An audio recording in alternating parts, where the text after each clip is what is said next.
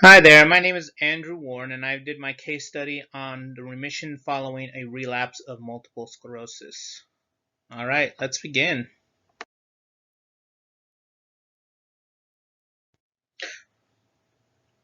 So, before the patient actually arrived at our facility, we actually got this referral, just giving us a bit of a background of what occurred with the patient and why she was seeing us.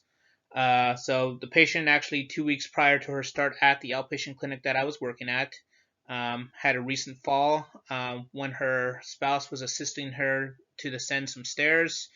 The spouse had to call 911, get an ambulance brought to help assist the patient up. She was unable to get up on her own. They assessed her for any traumatic brain injuries and fractures while at the ER. When there was no fractures or TBI apparent, inpatient physical therapy worked with her, got a bit of a history of the patient, um, realized that she actually has a history of falls over the last several months, also has a history of MS, and with the patient actually reporting that she was noticing that she was getting progressively weaker. Um, Inpatient physical therapy then recommended when they decided to return her home additional outpatient physical therapy to work on balance, functional strengthening, and functional mobility. The patient is a 60-year-old female with a height of 5'4" and a weight of 185 pounds. Her initial vitals were her blood pressure was at 126/82 and her heart rate at 70. Patient has no history of smoking or drinking. Prior to her diagnosis of multiple sclerosis, she actually held an office job. She is currently on disability and has been on disability for 8 years. Her current living situation, she actually lives in a two-story home with her spouse. Her spouse is retired and provides assistance when needed. Previous level of function, patient was modified independent with a front wheel walker or single point cane prior to most recent fall. Spouse assisted with stair negotiation as well. Prior to her most recent relapse episode with multiple sclerosis, patient used a single point cane more so than her front wheel walker. Currently favors her front wheel walker as she feels more steady with it, and also is currently having a fear of fall since her recent fall incident. So a bit of background about the patient. So the history of falls. So she had 4 falls in the last 3 months, as previously noted. She is a type 2 diabetic, which is well controlled with the medications she's currently on, as well as her diet. Multiple sclerosis was diagnosed 8 years prior, and she has had several relapses since her initial diagnosis. Uh, in terms of family history, her mother actually passed away from complications of multiple sclerosis, particularly with a pneumonia. Her father passed away of unknown causes, and her daughters are currently well healthy as well as her grandchildren. In terms of stuff that the patient wants therapy to know in terms of hobbies, uh, she is an avid gardener as well as a previous community ambulator. Some of her goals include to get stronger so that she is able to climb stairs without her spouse's assistance and to get back to gardening in the spring. Here's a list of the current medications the patient is on or has been on most recently. So she's currently on prednisone, a single dose of 20 milligrams, gabapentin, 100 milligrams 3 times a day, vitamin D and C supplements, as well as metformin of 10 milligrams. So with each of them, there's a couple little precautions or things to watch out for from a therapy standpoint. In terms of prednisone, just watching out for GI hypersecretion, which often can lead to some GI issues or GI irritation. So having the patient in a prolonged prone or supine position, especially if she had recently taken her prednisone, can sometimes cause some of that irritation to exacerbate a bit more. The gabapentin, some of the side effects of gabapentin include increased fatigue, ataxia, and dizziness, all of which, when you consider a patient who has a history of falls, um, to be something to be mindful of. She previously was using Copaxone. This is actually an injection uh, that is given when patients are in their relapse phase. She's currently discontinued on it right now. Vitamin D and C supplements, which she takes on a daily basis, as well as metformin. This is mainly for her diabetes. Something monitored for this is lactic acidosis, especially during exercise. So with that, just being cautious and looking for issues of confusion, lethargic looks, shallow breathing, any tachycardia if you're taking vitals, hypotension, nausea, or vomiting. So a systems review, the integumentary, it's intact. There's no open wounds, no incisions or pressure sores at this time. Cardiopulmonary was within functional limits. Neuromuscular wise, there is a decreased sensation of light touch on the medial aspect of bilateral ankle and foot. Decreased coordination in bilateral lower extremities with the heel shin testing. Decreased static and dynamic balance, as well as numbness and tingling in both of her hands. Musculoskeletal wise, generalized weakness in bilateral lower extremities, and then reduced grip strength. The facility I was working at has an on-staff OT who worked with her upper extremity during her time at our clinic. So they focused a lot more on the upper extremities, where we focused a lot more on the lower extremities, transfers, mobility, and function.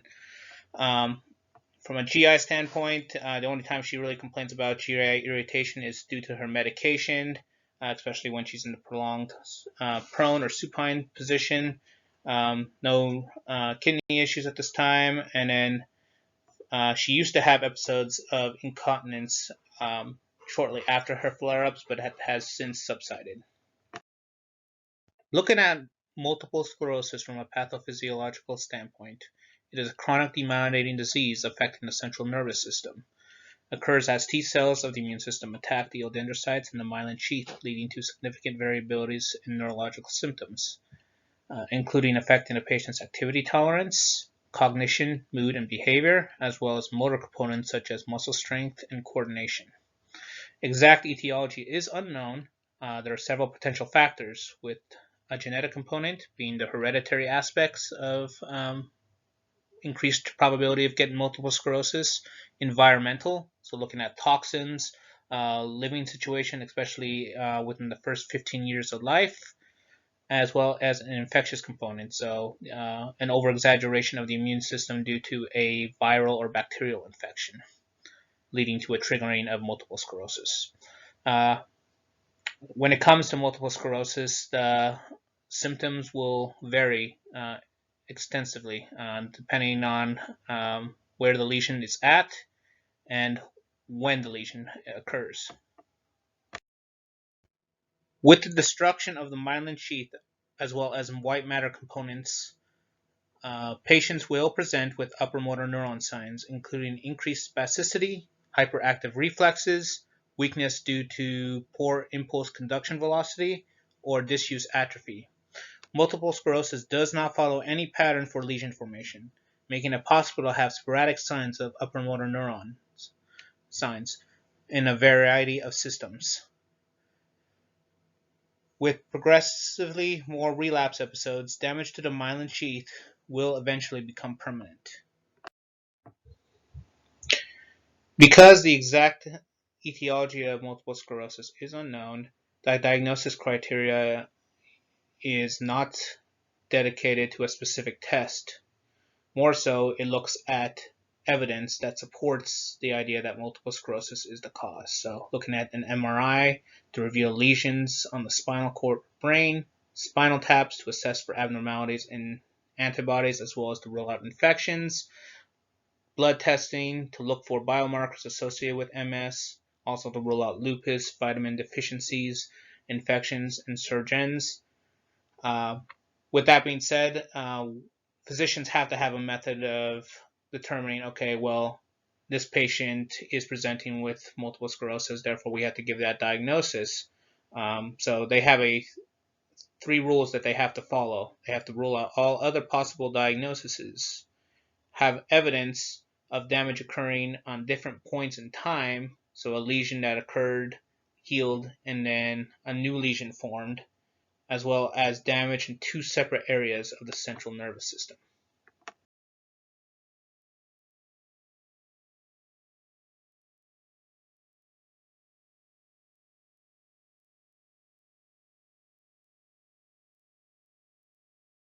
Here's a list of different diagnoses that have to be ruled out as well, just to ensure that the patient doesn't have any of these type of conditions before giving the official diagnosis for multiple sclerosis. Looking at the evaluation, so objective measures, when I was working with the patient, we did some palpation, particularly around the area that was most painful, which was around the left piriformis and posterior aspect of the hip on her left side. She reported 6 out of 10 to 8 out of 10 pain with palpation, with physical muscle spasms present with palpation. With the provided slight piriformis stretch, however, it did help bring down the pain down to a 5 out of 10. We also looked at deep tendon reflexes. So bilaterally, the patella and then the left Achilles all scored a 3 in terms of reflex, indicating that there's a little hyperreflexia going on compared to other components of the body. Balance, we looked at their narrow base of support where anterior and posterior sway was present, but no loss of balance occurred. Patient was unable to perform tandem stance, so we attempted semi-tandem, with significant lateral sway and loss of balance occurring after 15 seconds. Special testing, we looked just to make sure that there was no issues with the SIJ. We did the SIJ cluster testing, all appeared negative. Straight leg raised to ensure that there was no disc herniations. Piriformis test actually did present as positive on the left lower extremity and negative on the right. Along with that, we looked at range of motion, where range of motion was limited in hip flexion bilaterally, as well as hip abduction and hip extension.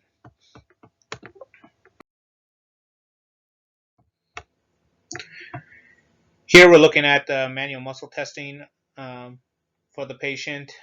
She actually had some significant weakness in her hips, particularly with hip flexion, abduction, and a bit with an external rotation, especially on the left side. Knee extension, she actually had a 3+ out of 5, which that plays an important role in a lot of her functional tasks, in the rest of this evaluation. And then also just generalized weakness in her ankle strength for plantar flexion and dorsiflexion. Looking at her functional mobility, her supine to sit was independent. Sit to stand was standby assist to min assist, with increased time to perform the transfer. She required additional assistance with repeated performance of the transfer, however. Just sort of highlighting her limited activity tolerance. Gait, she was able to ambulate 102 feet with her front wheel walker before failure and required a seated rest break. Her gait was steady with the front wheel walker, however, her stride length was decreased. With stair training, she required mod assist for ascending and descending with single handrail support. Knee buckling was present during descending.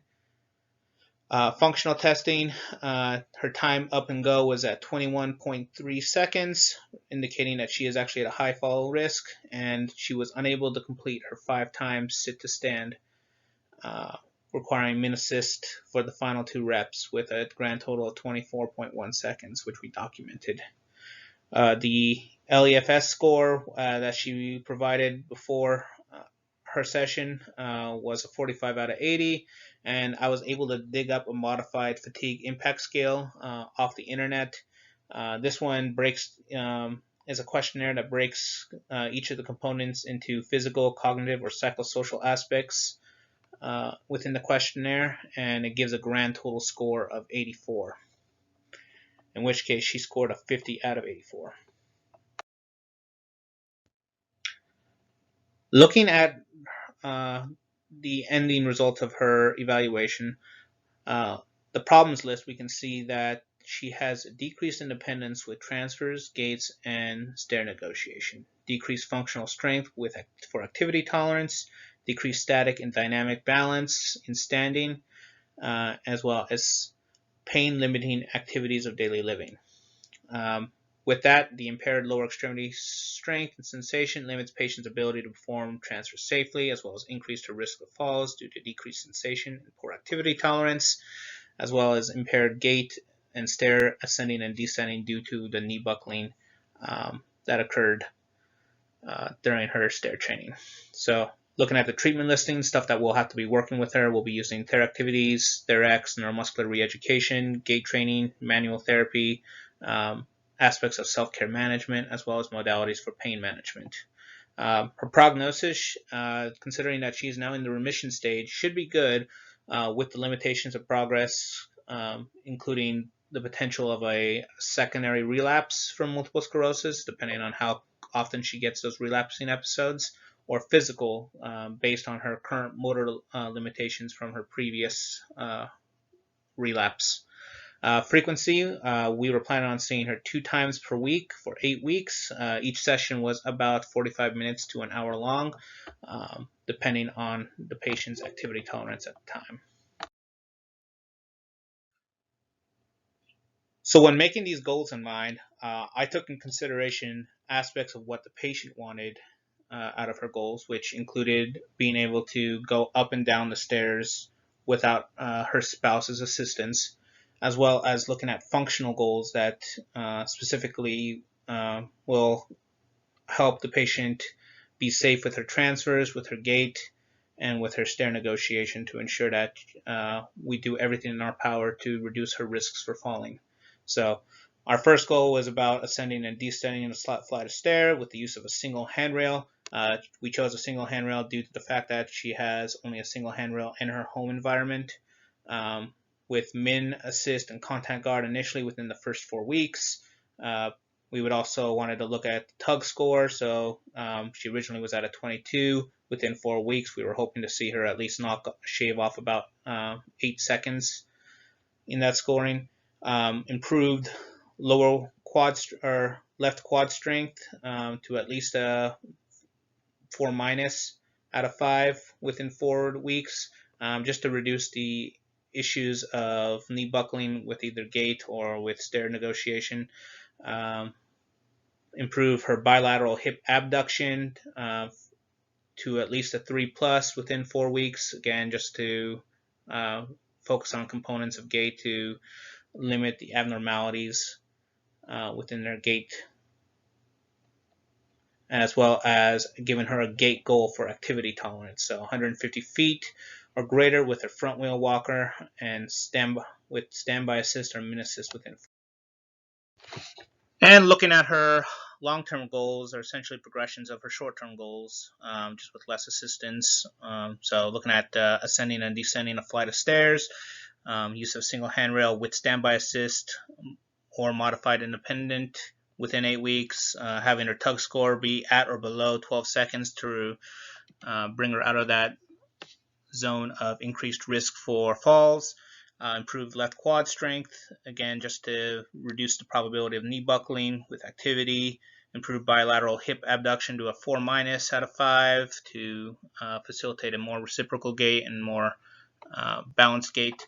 And as well as bring her into a less restrictive device. So she initially was using a single point cane, and that used to be her main method of our main assistive device with ambulation, at least in the household, and just having her retrain and go back to using a single point cane is one of the goals that we were looking at doing, and one of the goals that the patient was looking at doing as well.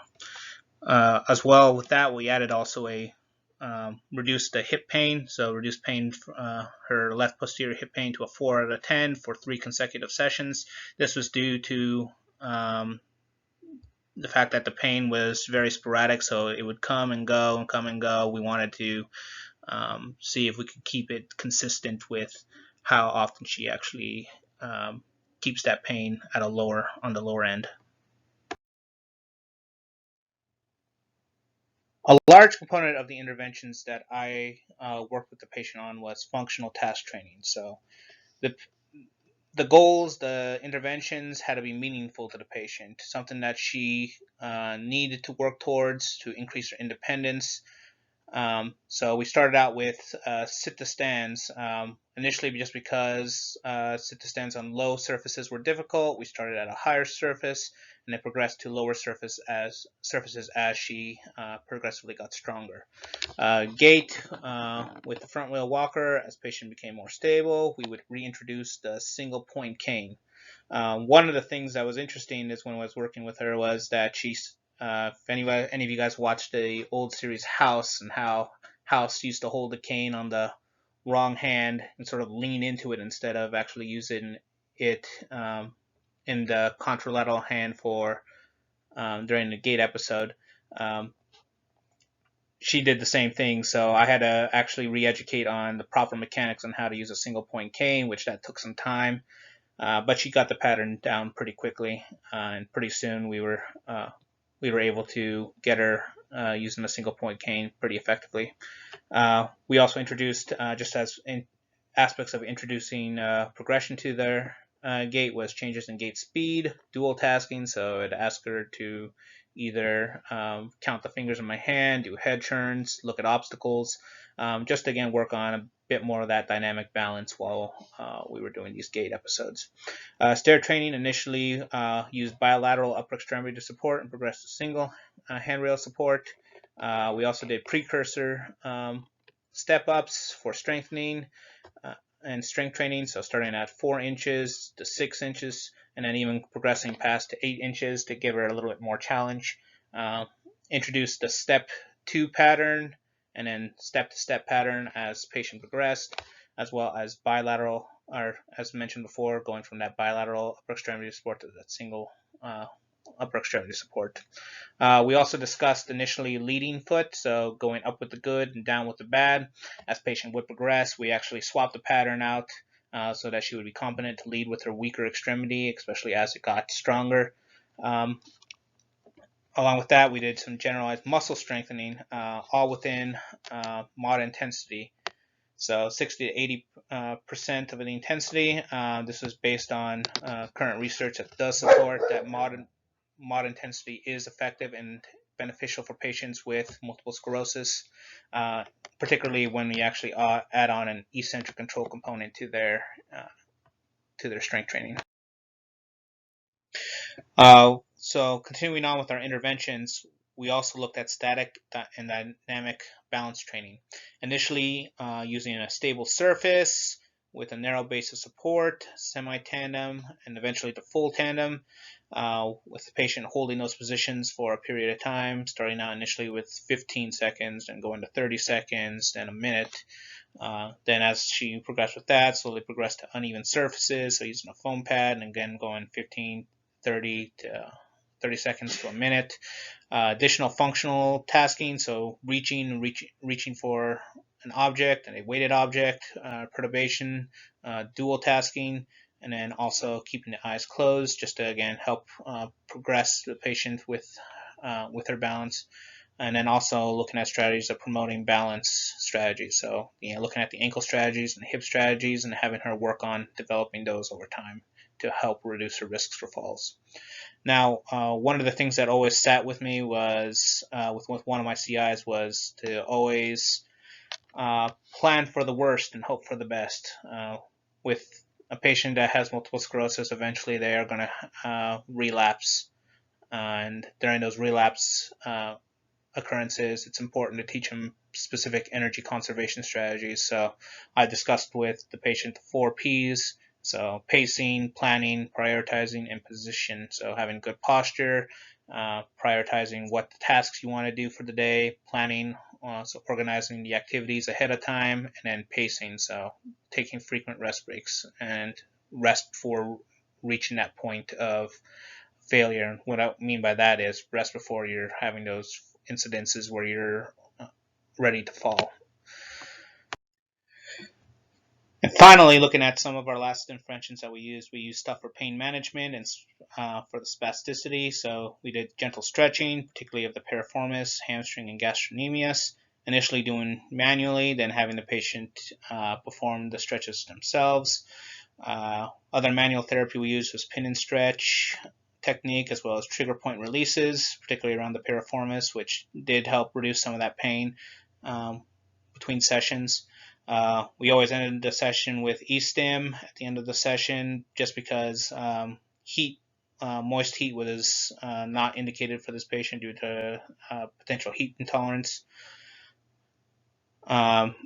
So when we actually look at the special considerations for patients with MS, that comes back to, again, that assessing the patient's tolerance for activity, making sure that they're not overheating, so they continue on with their therapy, trying to schedule on their appointments earlier in the day than later in the day to reduce the likelihood of fatigability while working with physical therapy, as well as having rest breaks between 2 to 4 minutes, especially with moderate intensity activities. Looking at the outcomes and discharge, we were able to meet all of the short-term goals. Long-term goals, most of them were met, except the bilateral hip abduction at 4 minus out of 5, in which case the left hip abduction was still at a 3 plus in terms of its strength. Along with that, pain reduction on the left posterior hip was not consistent. It did get down to that 4 out of 10, but it always hovered between 4 to 6 out of 10. We provided a home exercise program for strength maintenance, as well as gentle stretching techniques for pain reduction and improving range of motion. We discussed all the energy conservation techniques for reinforcement. Discussed it with the husband also, to have him be able to reiterate the information back to the patient if she's when needed for additional reinforcement. To me, this is a very rewarding case, because even though I've looked at multiple sclerosis many times and seen it in the books, being able to treat it and actually being relatively successful with the treatment was a very rewarding experience, especially knowing that the patient was able to meet all of her personal goals, as well as meeting the goals that we set up for her.